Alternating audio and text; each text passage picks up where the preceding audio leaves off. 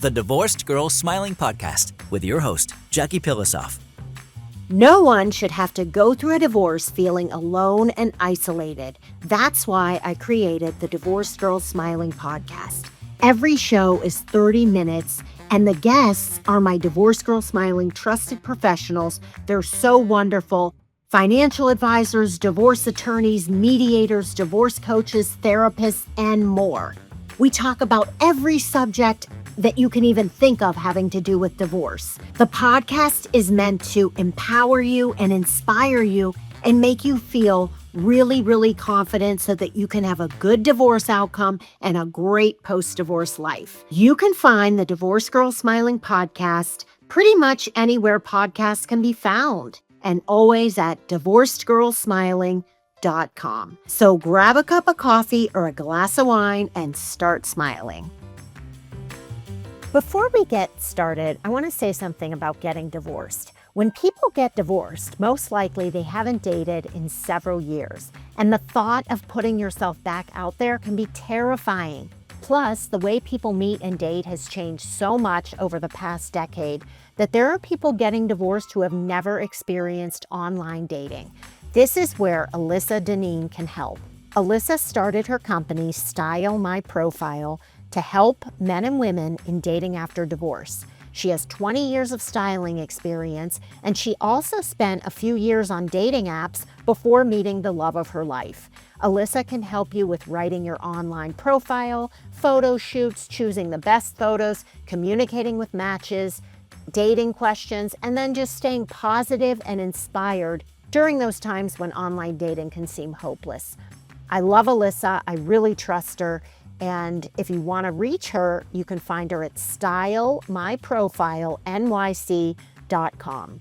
I also want to tell you about a wonderful divorce attorney in Louisiana. Her name is Zara Zering, and she has been practicing divorce law since 2009.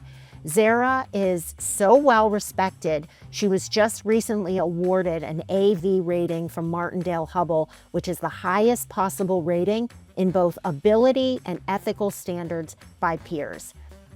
If you want to learn more about Zara, she practices litigation but can also help you with an uncontested divorce, or if you want a divorce via mediation. You can find her at lawyerincovington.com, and you can find both Zara and Alyssa in the Trusted Professional section of Divorced Girl Smiling.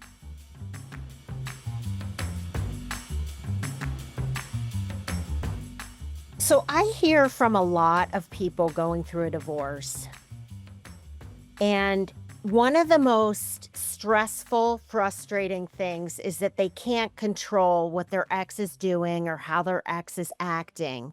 They can only control themselves. That's what I tell them. You can only control your behavior, how you choose to deal with your ex, co-parenting, and basically just being the kind of person you want to be.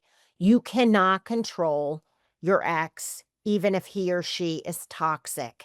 And so today, what we're going to talk about are tips for people who have a toxic ex and who have kids and who are trying to get through the divorce and beyond the divorce, feeling like they have a happy life, like their kids are healthy, and so they can just get away from that toxicity. My guest is Matt Butts, and Matt is a divorce attorney in Birmingham, Alabama. And hi, Matt. Hey, how are you? Great. I'm great, and it's so nice to see you. Thank you for taking time to be on the show. I know before the podcast recording, we were talking and you were saying you were kind of in the middle of a trial. So really appreciate your being here. Absolutely. I appreciate you having me, and I really appreciate everything you do. Thank you so much. Same to you. The reason we chose this topic to talk about a toxic ex is Matt wrote an article for Divorced Girl Smiling called 3 Tips for Co-Parenting with a Toxic Ex. And so I want to know this from you, Matt. Do you have clients who walk in and just say, like, I can't even deal with my ex? Or is that everyone? It's a lot of people. It's not everyone, but it is a vast majority of people, especially at the beginning, right? Because the fires burn the loudest and the brightest lots of times at the beginning. Sometimes it's a dumpster fire all the way through. But, there's big feelings, there's big emotions, there's lots of change. And yes, so every annoyance that you've had about your ex gets heightened, as well as the legitimate reasons for why you're wanting to leave. Right, and also all the pent-up resentment, like, "I shoulda done this 5 years ago. I've never been happy, and I've been married for 25 years," and so all of that resentment kinda comes to a head because now you don't have to walk on eggshells or be nice or be fake or pretend or try to fix your marriage anymore. You're getting divorced. That's right, but, you have to be very, very careful with that because while there is obviously a reason for, wanting a divorce, you don't want to be the person who storms the courthouse with pitchforks and says, "Give me just." You don't want that, right? You still have a life, and you're gonna have a life after your divorce. So, the better you can, contribute to what's gonna happen after that, the better off you're gonna be, and most of the time, that's through, settlement talks. And that's when the fires kinda burn down some. They'll raise back up, and they'll get really, really hot, but you can finally put them out with that. Alright, let's get to tips. So, the first tip you have for people who wanna make sure that their kids stay healthy and that they get a good divorce outcome. I mean, those are the 2 big things. You wanna make sure your kid's okay, and you wanna make sure that you get the best possible outcome, either through litigation or mediation, whichever path you have to go down. The first one you said is keep your hands clean. So what does that mean? What that means is that, you're divorcing this person for a reason, and you don't get to let them determine who you are as a person. They don't determine what level of integrity you carry about yourself, and if you get down in the mud with them, then what are you doing but throwing away more of your life to this person who you are leaving and giving them real estate in your head. Now, there a cer Okay. Go ahead. Okay, I didn't know what that meant, but such a good way to put it. Like, don't sink to their level Right. and start playing in the mud with them. Let them deal with their own crap, and you just take the high road? Right, and what I tell, when it's really, really bad, what I'll tell lots of clients is, "Hey, communicate that you only want communications regarding the minor children, necessary ones." Because they will try to suck you back in because especially if you're in the middle of a divorce case, they want you to mess up. They know what your triggers are and they're going to try to get under your skin. And what you have to keep telling yourself is there is a reason I'm divorcing this person. I'm taking the high road because when you walk into court, you do not want to have gotten in the mud because it's a wash at that point, right? If he did it, then you did it. It doesn't matter who did it. Well, it may matter who did it first, but still, you want to be the most reasonable person in the room. And then when you get Because a judge might be able to see that and make decisions based on, like, well, neither one of them seems stable. But if right. you take the high road, you will seem stable. So, what you wrote in the article is whatever you do, do not engage the toxic ex on their own level. Because if you do, you risk being perceived as toxic too. This is what we were just saying.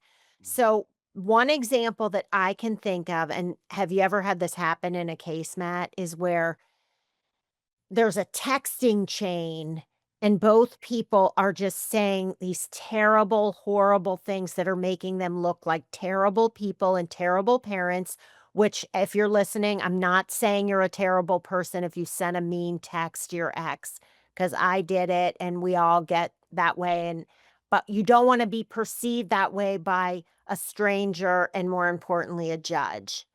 Correct. Absolutely correct. But if you, on the other hand, have taken the high road every time and this judge sees a string of texts of just absolute harassment and berating you and you taking the high road, I mean, think about it objectively. If you saw that, what would you think? You would think, hey, this person's got a problem and I can see why this person wants a divorce. Or at least on some level of it. I'm sure there's lots of facts going in there, but there's just types of personalities that will not quit until they drag you down, so you just have to make a clean break. And why do you think people do that? Just because they're so unhappy, they're scared, they have so much bitterness and resentment that people truly will put themselves before the kids, even really good people, don't you think? I mean, because they're just so not themselves. They're just so upset and they can't look at the long picture. They're looking at immediate and how they feel right now. That's right. And their world is collapsing, and they're thinking, "I thought this marriage would last forever. I'm getting a divorce. Oh my gosh, of course I wanna see my kids as much as possible. Of course you're gonna give me 50-50 custody, because why wouldn't you give me 50-50 custody?" Well, um, when you take a look at the whole of things about primary caregiving and things of that nature, like, it would sometimes that just doesn't work, even though they want it, and it gets really bad, all right? So, sometimes the fathers have alienated the kids themselves to the point to where the kid wants nothing to do with the father or the mother, and then that other person comes back and says, "Hey, they're alienating." Well, okay, you can't stop them from saying that, but that is the most convenient thing to say when you haven't built a relationship with your children. So, even though they say that, you don't jump down, "No, I'm not because this, and this, and this." No, no, no, no, no. You come in and you prove it in court or you don't. Um, but you don't say if they're playing dirty, I'm gonna play dirty too, because in divorce court, especially in Alabama where we don't get a jury for a divorce case, we just they're bench verdicts. I mean, credibility is so important. You blow your credibility, then I mean, you could substantially blow your case. You're listening to the Divorced Girl Smiling podcast. My name is Jackie Pilosoff, and I'm your host. And today I'm here with divorce attorney Matt Butts. If you want to learn more about Matt, what's your website? Go ahead. Mbuttslaw.net. mbutslaw.net. And we are talking about tips for dealing with a toxic ex. We're going to take a short break. And when we come back, Matt, I want to ask you more about this parental alienation claim and your experience with that. And then we're going to get to some more tips about dealing with someone who just feels so toxic. We'll be right back. The day your divorce is finalized, among other emotions, it's a huge relief. At least it was for me. And I felt like a very large weight was lifted off of me, and now I could just breathe and start a new chapter. However, I didn't realize that there's a to-do list that comes with the divorce being finalized. There's a checklist of things that have to be done, and one of those things is getting a new will and trust. I cannot stress enough how important this is, and the process should be started no more than a few weeks after your divorce is final. In fact, I would say you should start doing this while you're getting divorced. If you need a new will and trust and you live in Illinois, I'd highly recommend Emily Rozwadowski. Emily is a wills and estate planning attorney who has been doing this for over 20 years. What's so nice about working with a wills and estate planning attorney is it's a fixed one-time cost. So unlike your divorce attorney, you can talk to Emily as much as you want and the price is the same. If you want to learn more, you can go to EmilyRozLaw.com. And you can also find Emily in the Trusted Professional section of Divorced Girl Smiling.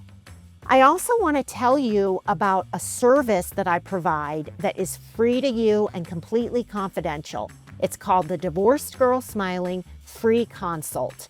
All you have to do is go to divorcedgirlsmiling.com and click Book a Free Consultation. You sign up for a time with me. You have 30 minutes to tell me your story. You can vent, you can cry. I will listen, I will understand. And then, based on what you tell me, I'll ask you some questions, and then I'll recommend divorce professionals who I think are a good fit for you. I'm telling you, this is a great thing to take advantage of because my only agenda is to help connect you with people that I really trust and who I think will give you the best possible divorce outcome. So if you want to learn more, go to divorcedgirlsmiling.com and just hit book a free consultation. Welcome back to the Divorce Girl Smiling podcast. My name is Jackie Pilosoff, and I'm your host. Are you dealing with a toxic ex? Probably, if you're going through a divorce, something about the divorce feels toxic, and that's what we're talking about today. My guest is divorce attorney Matt Butts. He's in Birmingham, Alabama. He's in the middle of a trial, agreed to do this podcast, so thank you, Matt.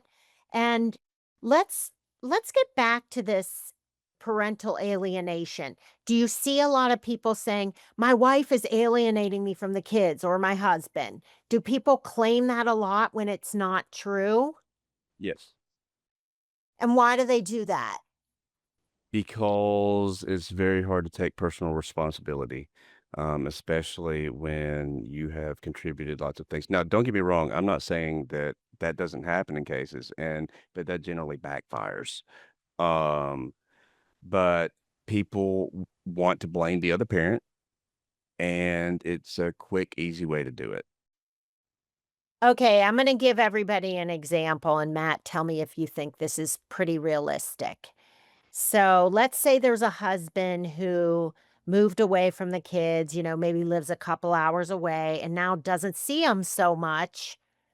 And then, so the kids sort of grow apart. Not to say they don't still love their father, but they get used to not seeing him. They get used to not talking to him all the time and having him around.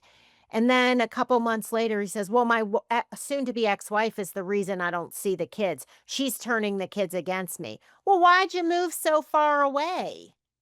Right.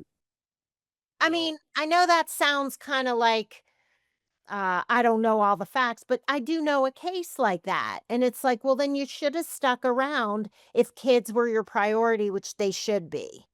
Every decision you make needs to be based on the most important things to you. No, am I going Now, I'm not saying that people can't move for jobs, things of that nature, but if you're telling me too that the new wife is the reason, then at some point you chose that wife over your children. And if you want to undo the damage of that, you need to be actively doing that and not pretending like it didn't happen. 100%. And even if I'm glad you brought up, like, if the guy has a new wife, that doesn't mean you can't have a new wife, but you still like, why'd you move away is the big one for me. Not the wife, really. I mean, yeah, that's not the best thing that you could have done is get married right away, but why'd you move away? And also to the mom whose husband moved away. You know, I hope people take the high road and tell their kids, like, dad loves you. He's just in a confused place, because that's ultimately better for the kids than, yeah, I can't believe your father moved 2 hours away. So there's something to be said also for not excusing the behavior, but really keeping the father in the kid's life as much as possible, because I think that any father is better than no father. Well, any is a very strong word there.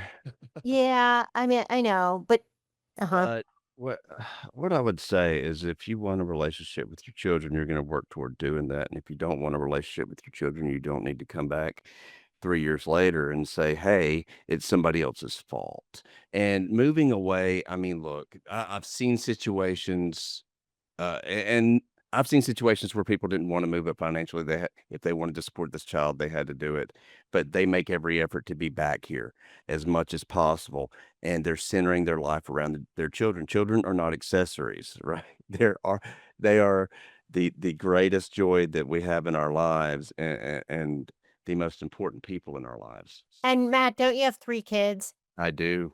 See? Yeah, okay. All right, now also about the moving away, I didn't think of the financial aspect, and I'm glad you brought it up. Is that something that somebody could bring up to a judge or their mediator or their lawyer and say, listen, this is my best choice. I have to move because I can't afford to live in this town anymore, but I want to make sure that I still see my kids. Can we come up with some kind of arrangement? Because I don't want it to affect my kids, but I want you to know this is why I'm moving so far. Well, I know at least in Alabama, we have a standard out-of-state visitation plan that covers that. So, I mean, you see things so many times, then you start forming plans on 'em. What I would say also, as far as talking to the kids are so perceptive. Like, I wouldn't even go as far as saying that he's confused. I would just let it be. They're gonna kn How old are the kids? I Even Let's less. say they're like elementary and preteens. Okay, so you gotta say something. They know dad's not there. Dad's gonna move away for a while. Why? Maybe he's got a job, and you be as general as possible, because if you say words like "Daddy's confused," "Daddy's this," "Daddy's anything," they go back and tell dad that. Dad comes back into court and says, "Hey, she's telling the kids that I'm confused and that and she's trying to alienate me from the kids." You're setting yourself up for a future disaster. Wow, good point, Matt. I guess I shouldn't become a divorce lawyer anytime soon. No, no, no. You just see it so many times. Yeah. Uh-huh. And really, you know, you bring up such a good point because I'm a divorced mom.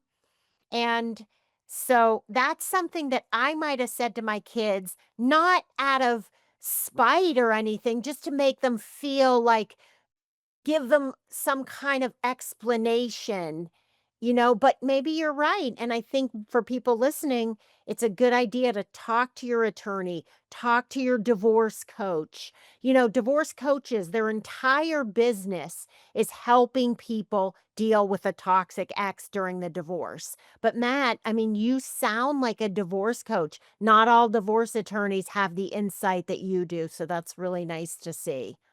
I don't look. I do not give out my cell phone number. I had to kinda set that boundary, but I engage with my clients. I'm not in any ivory tower. I am on boots on the ground doing blue collar law, and that's the way I like to do it. And I think that a lot of attorneys, if they're not like you, like I don't wanna use the word, well, I guess I'll say like a little warm and fuzzy, but if they're not like that, then they should say, "Here's the name of a really good divorce coach who I think can help you with these issues," or therapist, or both. Agreed, Mhm. 100%. That lets us do our job, and then and even me, like, I have empathy and I care, but there's only so much I can do in the area of therapeutic relief. I can do legal relief and strategy and keeping yourself out of holes. So, but yes, I do have great contacts and resources, and now that I'm with Divorce Girl Smiling, they're everywhere, and I appreciate that. Absolutely. And they also have, well, not they, Divorce Girl Smiling also has co-parenting specialists. There's a certification that somebody can get to become a co-parenting specialist and teach people how to deal with a toxic ex. So definitely go down that route. And there are couples who are willing to meet together, but I'd say more than likely, if you're toxic, one of the partners will say, "I'm not going to any more meetings with you. I spent years in couples counseling and you see where that got us." So, they won't go. But you can go to a co-parenting specialist yourself to learn how to deal with the behaviors of your ex that you can't control. That's right. Absolutely. And Okay, accountability what is if great. Go ahead. what? Go And ahead. accountability is great because another set of eyes on something, a more reasonable set of eyes that's not necessarily based on the emotion of the event, is very helpful. So, yes. Now, what if somebody is just exhausted from the toxicity? Like, they cannot even deal anymore, and every time that their husband, soon to be ex-husband or wife's name comes up on their phone, they physically get sick and anxious, anxiety attacks, can't sleep. What do you tell them?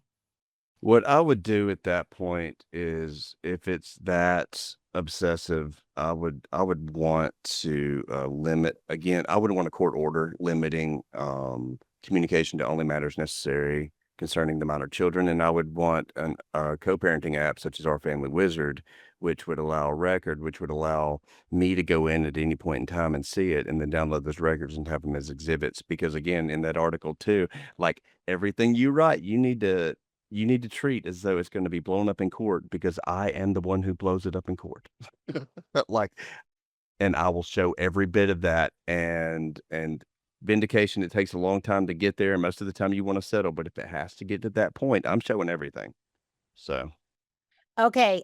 Big tip here.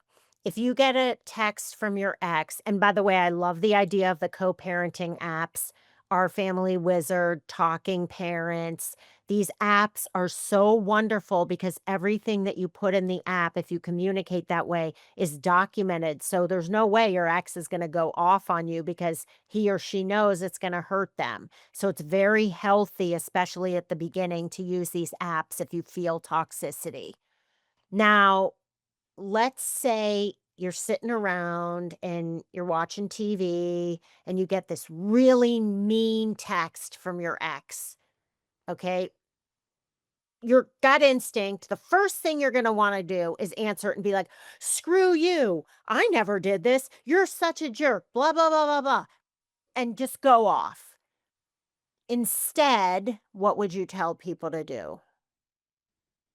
Instead, because it's very hard to find objectivity when people who can get under your skin are trying to do it, instead, recognize what you're dealing with. All right.